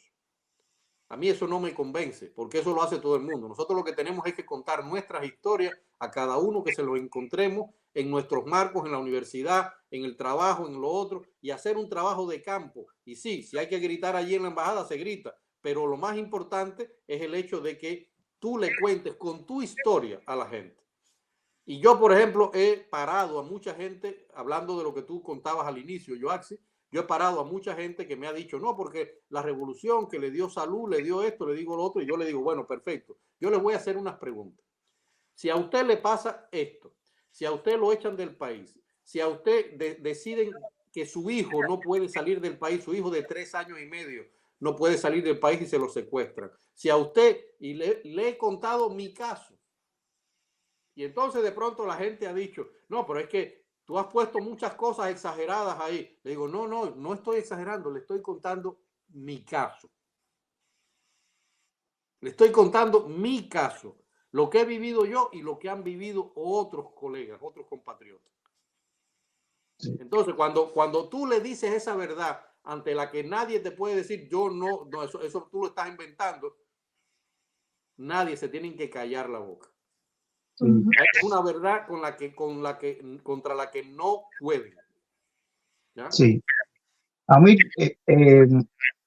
precisamente mencionaste algo de los cubanos en Alemania y bueno, me emociona muchísimo. Vuelvo y repito, ya te lo dije al principio, saber que estás en esas posiciones claves y estratégicas. Mejor que Vélez, y me enteré por lo que dijiste ahora que también pues preparando a los diplomáticos alemanes que vienen a América Latina. Es tremendo que estés ahí, que un cubano que conoce la verdadera Cuba y la realidad cubana puede estar ahí de paso. Y ya mencionabas, ¿no? De, de que hay otros cubanos y que tú les aconsejas también, y yo estoy de acuerdo contigo. La principal tarea es contar tu historia donde quiera que estés, y sobre todo si estás en universidades y todo eso. Pero un poco de curioso yo, ya que nosotros estamos acá en el área metropolitana de Washington, D.C., que no hay tantos cubanos como si lo hay allá en Miami, en la Florida, donde te conocimos, por cierto, y estuvimos contigo allá en aquella feria de literatura. Eh, Allá en Alemania, siento esa curiosidad yo como cubano acá en el área de Washington, D.C., ¿cuánta población de cubanos hay? ¿Cuántos, digamos, partidos políticos o tendencias políticas? Para que me describas un poquito esa realidad cubana de allí. Mira, primero tienes que acordar de que hay muchos cubanos que vinieron aquí justamente durante la RDA. Cayó el muro y mucha de esa gente se quedaron acá. Es decir, eso es una parte de la migración. Alrededor, o sea, las cifras de cubanos que han declarado estar aquí andan sobre los 20.000 cubanos. No son tantos tampoco. En Berlín vive una gran cantidad, es decir, en las grandes ciudades hay muchos grandes, o sea, el mayor grupo de cubanos. Y en Berlín hay muchos. No te puedo decir, sinceramente, con toda sinceridad, que haya grupos políticos. ¿Ya? ¿Por qué razón? Porque aquí sí existen algún que otro asociación de cubanos, asociación política, gente que está de algún modo afiliada a los partidos tradicionales de Cuba, el Movimiento Cristiano Liberación, por ejemplo. O sea, ese tipo de AUNPACU, por ejemplo, también hay. O sea, hay todo ese movimiento. Afiliaciones personales. Pero son afiliaciones personales a esos partidos y en algunos casos que militan dentro de esos partidos, aunque vivan acá en Alemania, ¿no? De algún modo son también activistas de ese partido. ¿Qué es lo que sucede? Que lo tengo que decir con toda la vergüenza. Nosotros hemos logrado acá, justamente desde el 11 de julio, una colega, escritora también, cineasta, dramaturga, María del Carmen Ares Marrero, conocida por Ares Marrero, creó un grupo, una asociación que se llama Berlín Opus Cuba. Y es la que ha organizado las más grandes, yo no diría manifestaciones, sino las mayores concentraciones de cubanos en los espacios de Berlín, en estos, vamos a decir, en estos momentos fundamentales, ¿no? Y cuando te digo que es importante, ¿por qué? Porque ahí han acudido muchos cubanos de toda Alemania, han venido a esas actividades. Bueno, en su tiempo fueron muy documentadas. ¿Y cuál es la perspectiva? La perspectiva era que cada cubano contara su historia. No era pararse a dar gritos contra Díaz-Canel ni contra nadie. También la gente soltaba lo que sabemos, Díaz-Canel tal cosa, o sea, soltaba esas cosas, pero lo importante era que contaran en español y también en alemán, para el que pasara, sus historias personales de dolor, de separación, de exilio, de sufrimiento, de cárcel. Y entonces ahí o sea, fue algo muy interesante, sobre todo porque nosotros empezamos a ver cómo la población que pasaba empezaba a escuchar y se acercaba a oír las historias. ¿Por qué razón? Porque en Alemania es normal las manifestaciones. Prácticamente todas las semanas se pide permiso para hacer una manifestación contra Erdogan en Turquía o contra los egipcios o contra... No, las calles están llenas, los alemanes pasan por todos esos lugares y dicen, otra más. Entonces, la idea que nos hicimos fue que se contaran la historia, que se hicieran, por ejemplo, eran paradas culturales, donde había performance, donde había actos de teatro, donde tocaban músicos, donde se cantaban, o sea, había de todo en esas paradas en las que además la gente contaba sus historias.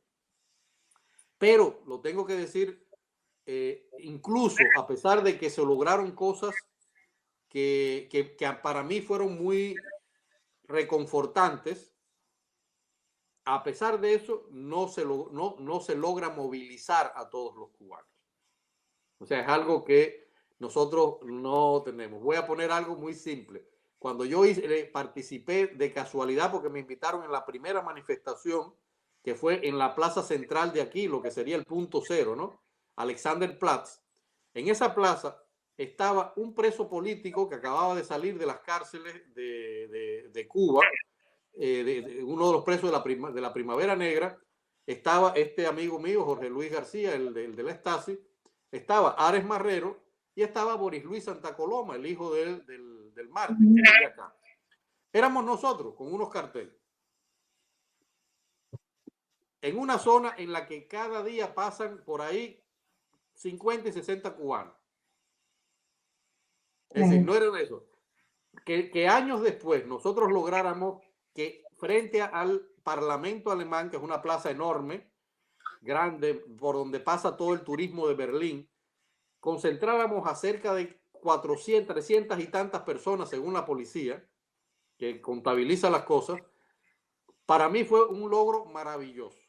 Pero cuando yo me pongo a pensar que en Berlín hay miles de cubanos y que aquí hay un barco, fíjense, hay un barco que se llama el barco de la salsa, y ese barco, las colas afuera de cubanos, las colas están afuera, ¿ya?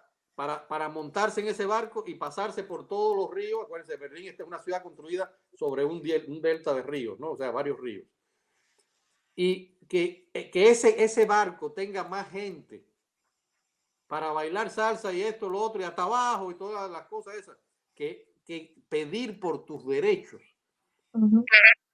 A mí me parece tan triste, porque yo digo, cada vez que alguien levanta la voz, es que es algo maravilloso. Cuando una persona levanta la voz, no está levantando la voz por él, ni por su comida, ni por nada. Está levantando la voz por mí, por Mario, por Joaxi, por Reinier, por todos los cubanos.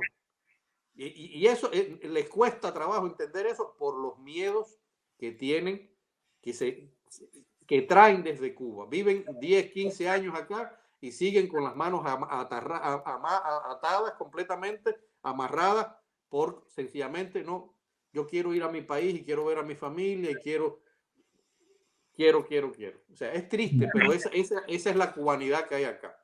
Lamentablemente, te lo tengo que decir sincero, no es una comunidad que apoya ningún movimiento a favor de Cuba, aunque hay figuras muy importantes y gente intelectuales muy importantes que sí están puestos para esto. Sí. Amir, bueno, nos has ido comentando un poco cuál es tu visión, ¿no? Sobre lo que ha estado sucediendo y lo que está sucediendo, sobre todo con la comunidad cubana, ¿no? En Alemania, tu experiencia vivida, ¿no? Como siempre, muchas veces yo, cuando tengo la oportunidad de hablar con americanos, acá les digo, todo lo que te estoy contando acerca de Cuba no es solamente un criterio, es mi vivencia, es mi experiencia de vida, ¿no? Y un poco es eso. Yo quisiera saber, nos has hablado también de la necesidad de organizarse que tiene la sociedad civil cubana para poder ser más efectiva, ¿no? en esta resistencia hacia el narcocomunismo que impera en la isla.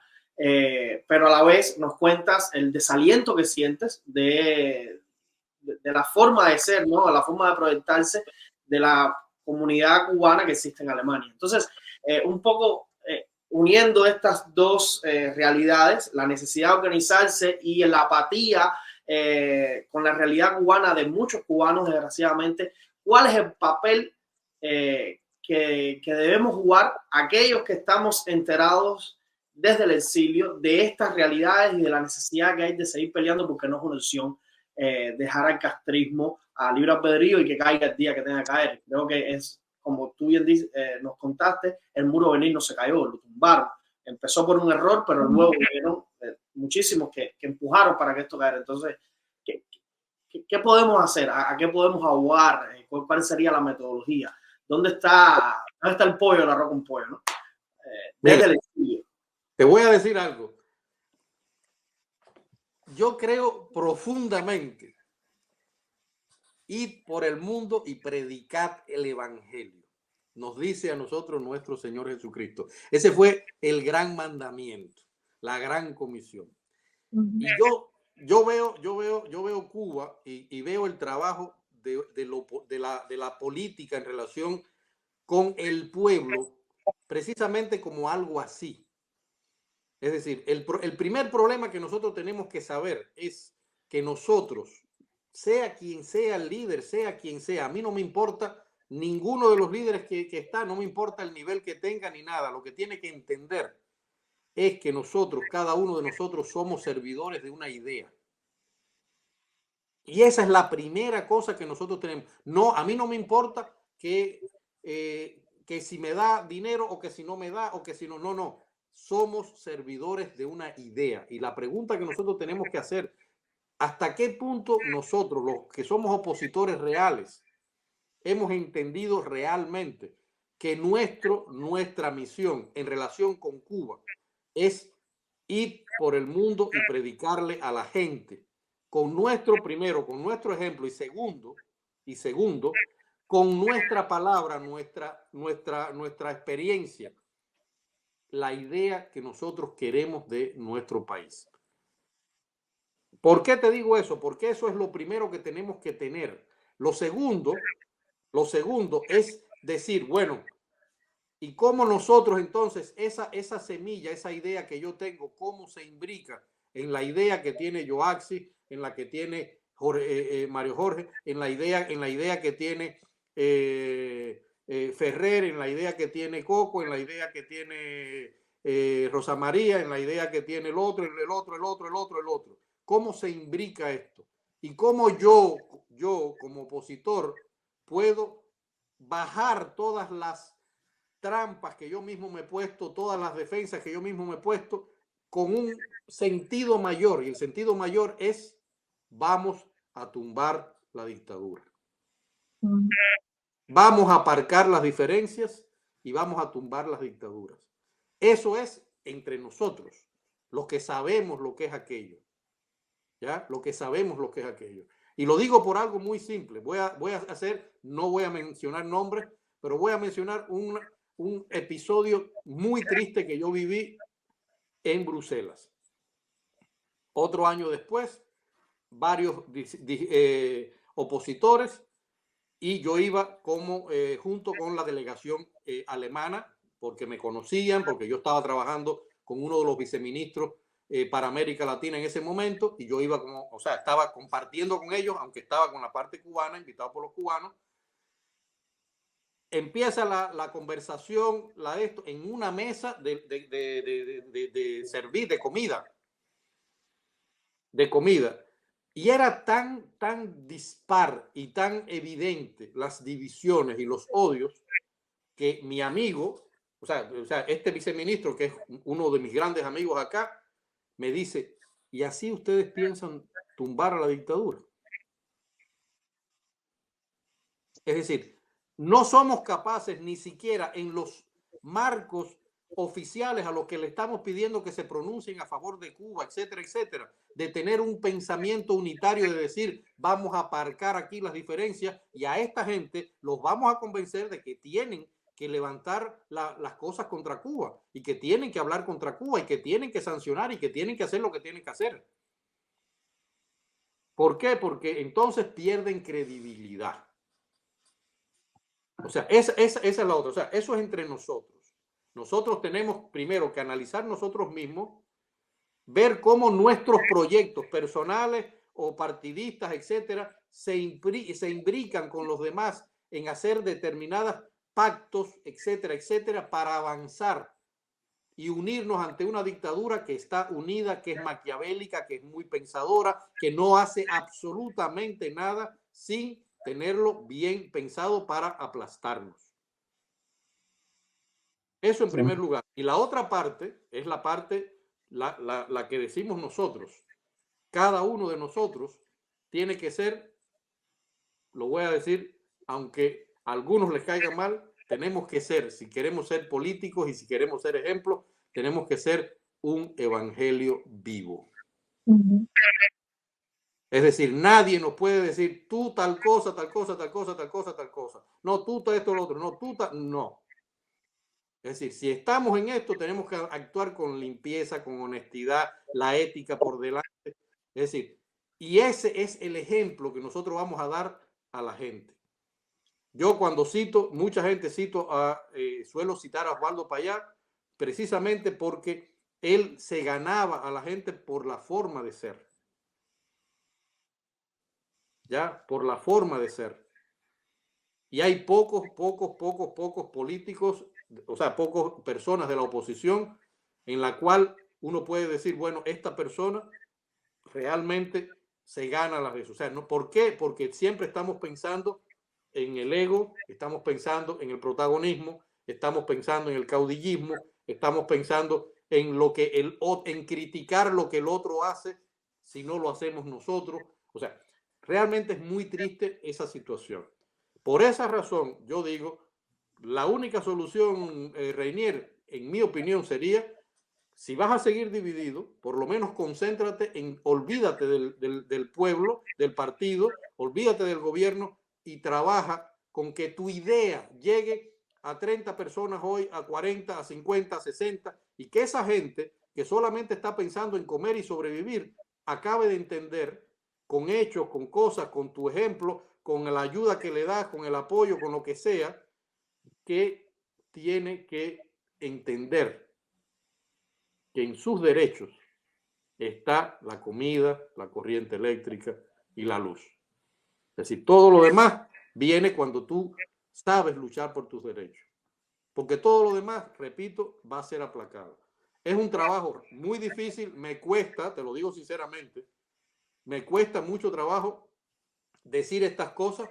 ¿Por qué? Porque sé que muchas personas van a decir, bueno, este está nadando fuera del agua, este está, pero sencillamente yo pienso, estoy mirando las cosas que pasan, me duele mi país, me duele mucho mi país completamente. Cada vez que yo veo, es decir, una de las cosas que hago es que mi dinero, de eso que mucha gente llama el diezmo, nosotros lo enviamos a iglesias en Cuba para que hagan trabajo, mi esposa y yo, para que hagan trabajo con las personas desfavorecidas, pobres. Y cada vez que me mandan los videos de cómo viven ciertas personas en Cuba, realmente o sea, se me cae el alma. ¿Cómo hemos podido permitir que se llegue a vivir así?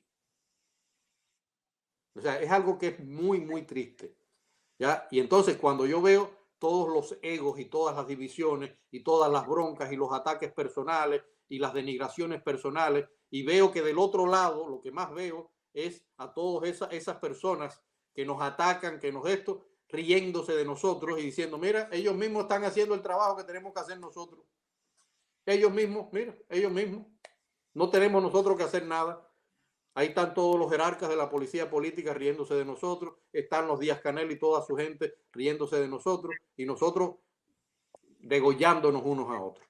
Entonces, o sea, yo creo que es momento en que la gente diga, bueno, perfecto, en el país la gente está levantándose, la gente está tomando conciencia. El hambre les está haciendo ver hasta dónde eso que llaman revolución los ha llevado.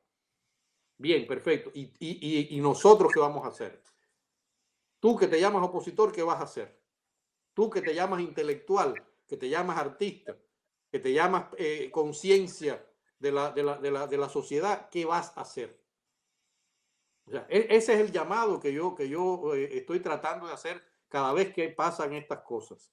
Porque si no, señores, vamos a seguir resistiendo. Esto yo en el 11 de julio, en un programa que hicimos justamente en la Deutsche Welle, yo lo anunciaba.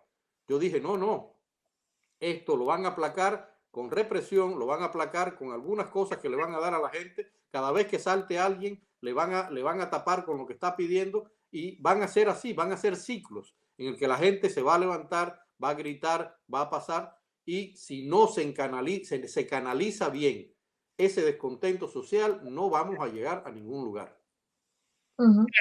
Siento ser tan pesimista, pero es así. ¿Ven? Es así. Yo quiero tener la esperanza de Mario, de que el 15 de mayo. No, Entonces, el 12, ¿no? El 20 de mayo.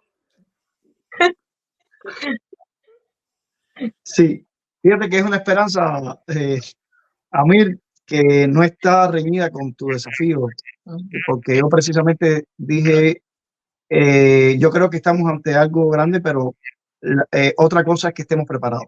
Eso es otra cosa. Sí, Entonces, sí, sí, hay una gran, yo creo, una gran oportunidad, pero hay también un gran peligro y una gran amenaza. sí, Vamos a ver qué es lo que predomina. Sí.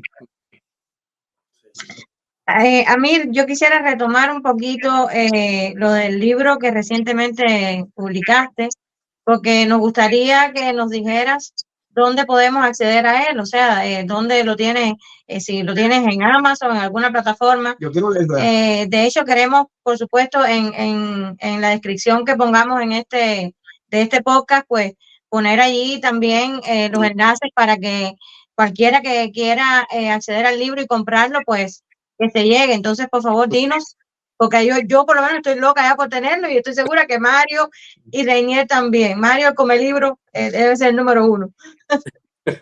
Mira, el libro, como dije, está publicado por la editorial Anaya en el sello Oberón. Anaya es una de las más grandes editoriales de la lengua española. O sea, es un consorcio bastante grande de literatura con muchos sellos. Y entonces eso facilita que el libro esté en todos los lugares. En primer lugar, ajá, exacto. Exacto. Es de las grandes. Te El felicito. libro está a la venta. En primer lugar está en las librerías de España este mes completamente. Después va a estar en librerías en otras partes donde esta editorial llega. Está también, por ejemplo, puede comprarse en numerosas plataformas porque está no solo en Amazon. Es decir, siempre nos centramos en Amazon, pero recordemos que, por ejemplo, Barnes & Noble, ahí en Estados Unidos, tiene el libro, está en Casa del Libro. O sea, hay muchas otras plataformas en Internet donde tú encargas el libro, o sea, lo pagas y te lo mandan a la casa. Es decir, te mandan el ejemplar y lo puedes comprar también en edición electrónica, edición digital, ¿no? En principio va a estar para todo el mundo, es la idea. Ahora mismo, este mismo mes, empieza, por supuesto, en España, que es donde está la casa matriz de Anaya, y lo vamos a presentar oficialmente en junio. Es la presentación oficial del libro en España. Es decir, como ven, hay un largo camino en el cual se distribuye en otros lugares. Se va a distribuir y se va a presentar en España en junio, durante la Feria del Libro de Madrid, ¿no? Pero sí, puede comprarse desde todas las plataformas. Incluso creo que en las plataformas salen hasta más barato comprarlas por internet que en librerías, ¿no? O sea, habría que ver eso. Claro. Bueno, a mí yo no sé si Reinier tiene alguna otra pregunta que hacerte. No, es que Yo, ya creo, no sé sí, qué tiempo tienen ustedes normal, pero yo yo, creo que Tiempo del mundo, dependiendo de sí, ti. no, yo te iba a decir que independientemente si Reinier te quiere hacer alguna pregunta o no, Reinier casi siempre o siempre en los podcasts me manda a terminar a mí con una oración, pero a mí me gustaría cederte ese lugar hoy, pero dejo a Reinier que sea, que él es el que manda a orar. No sé si... No, yo siempre lo invito, más que mandar. Decirle si quiere dar un mensaje al pueblo de Cuba en estos momentos que estamos viviendo. Nuestras plataformas son suyas y luego, bueno, como había dicho Mario, pues que nos regale una oración. Bueno, mira, lo primero lo que sí me gustaría decirle al pueblo es que son 65 años. 65 años. Toda una vida de una persona. Pero ha sido también prácticamente la vida de varias generaciones. Y en esos 65 años hemos tenido un gobierno que ha demostrado con suficiente evidencia que es incapaz absolutamente de garantizar lo mínimo. Porque curiosamente hoy la gente está pidiendo en las calles lo mínimo, comida. Entonces, lo que me gustaría realmente que la gente se pusiera a pensar si vale la pena el miedo, porque ¿qué más te van a quitar? ¿Qué más nos van a quitar? Porque nosotros tenemos familia en Cuba, todos. ¿Qué más nos van a quitar? ¿ya? No pueden quitarnos, la única cosa que sería quitarnos la vida. Porque es la única cosa que falta. Y pensar que ese país nuestro, cuando yo miro todo lo que fuimos los cubanos, todas las cosas que teníamos, el camino que podíamos tener si la revolución no se hubiera interpuesto en el medio, el nivel de democracia, de desarrollo social, de desarrollo humano en el cual estaríamos viviendo ahora. Cuando yo miro eso, yo digo, bueno, es que yo quisiera que alguna vez eso volviera para Cuba. Y esa es la decisión nuestra. Es una decisión de hasta dónde nosotros vamos a seguir esperando que alguien nos haga las cosas. ¿Hasta dónde? ¿Ya? ¿Hasta dónde yo tengo que esperar que la comida, la bebida, la leche de mi hijo me lo dé el gobierno? ¿Por qué? Porque no hemos acabado de aprender que los gobernantes son simples administradores que están para servirnos a nosotros. Eso fue un aprendizaje muy grande que yo tuve acá, con grandes políticos que de pronto a mí me dijeron directamente en la cara, nosotros estamos para servir, nosotros no estamos para ejercer nuestro poder. Y yo lo he visto en la práctica. Y eso es lo que yo quiero para Cuba. O sea, es lo que pienso que el pueblo cubano ha olvidado porque se lo han hecho olvidar. ¿Ya? Entonces, esa es básicamente lo que yo podría decirle al pueblo, que no se queden solamente con el hecho de pedir la comida que se van a comer hoy y que mañana no van a tener, la electricidad que van a tener hoy para mañana no tenerla, el agua que van a tener hoy para mañana no tenerla. La libertad es algo que garantiza todo eso. Ese es el problema. La libertad garantiza que tú tengas todo eso. Y quienes vivimos en estos países, con todas las contradicciones que tengan, con todos los problemas que haya, sabemos bien qué vale la libertad. Cuánto vale la libertad y cuánto puede uno lograr con libertad. Un pueblo maravilloso, de gente inteligente, de gente buena, de gente formada, ¿ya? De gente que es, como dice, algunos colegas españoles me dicen, pero ustedes los cubanos tienen a veces una inteligencia macabra. Yo digo, sí, es algo que la mezcla que nosotros tenemos permite, y lo demostramos durante siglos, que una pequeña islita se convirtió en el referente de casi todo el mundo. O sea, esa sencillez, yo creo que ese nacionalismo, ese detalle no lo podemos olvidar. Vivir orgulloso del país del que estamos, pero luchar también por el país que queremos, en el que queremos vivir. No en este que están viviendo ellos. No ese triste país del que a nosotros nos echaron. ¿No? Eso es lo que... Es un gran mensaje, a mí me parece que tú das al pueblo de Cuba. Y ojalá que muchas personas allá adentro te puedan escuchar y tomarte la palabra. Claro. Así que, Daniel. Sí, si nos quieres regalar una oración para cerrar. También. El privilegio. Padre, te doy gracias, Padre, por esta posibilidad de hablarles a esos cubanos que nos están escuchando, a las personas que no son cubanos, pero también nos están viendo.